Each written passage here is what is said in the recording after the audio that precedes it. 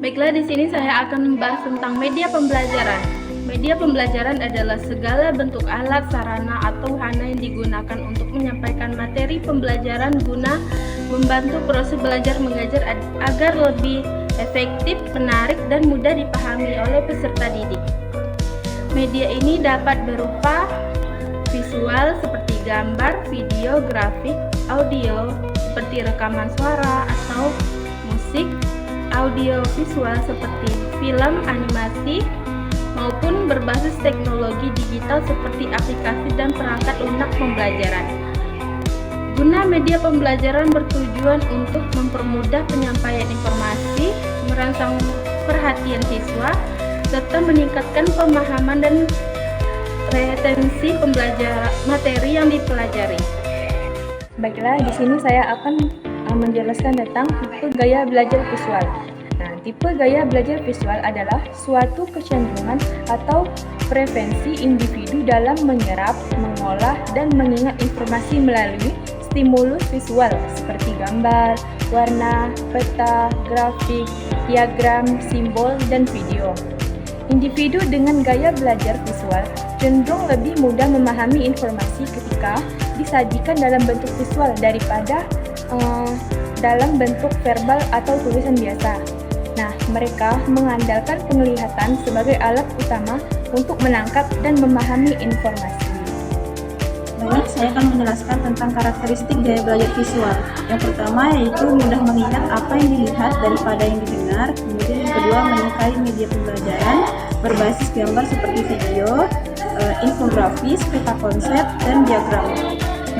Kemudian yang ketiga, cenderung membuat catatan yang rapi dan berwarna untuk membantu pemahaman. Kemudian yang keempat, dapat mengandalkan tampilan visual saat menjelaskan atau memahami konsep. Kemudian yang kelima, sering menggunakan imajinasi atau visualisasi mental dalam mengingat informasi. Kemudian yang terakhir yaitu lebih suka membaca buku, gambar atau materi yang memiliki tata letak visual yang menarik.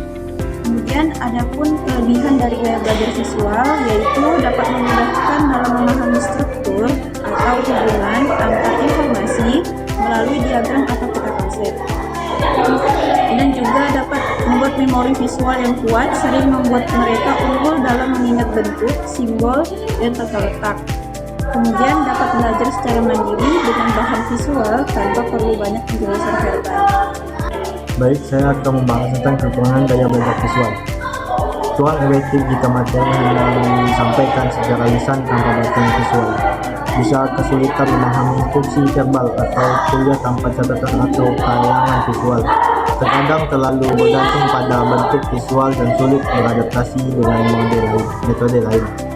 Yang kedua ialah strategi belajar yang efektif untuk tipe visual. Gunakan mapping bagan, alur, dan tabel pertandingan. Tandai informasi penting dengan nama berbeda atau template. Menonton video pembelajaran atau animasi edukatif. Buat rangkuman belajar dalam bentuk gambar atau simbol. Tempelkan poster, diagram, atau flashcard di area belajar. Sekian ya. Nah, sekarang kita akan melihat media pembelajaran dari gaya belajar visual.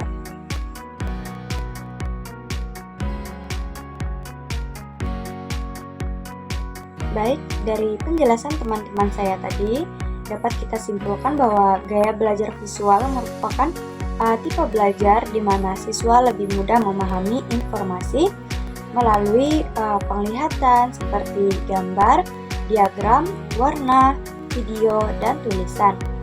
Nah, dalam pembelajaran PPKN di SD maupun di MP, siswa dengan gaya belajar visual itu cenderung lebih cepat memahami materi jika disajikan melalui media visual seperti poster, infografis, peta konsep, ataupun tayangan video.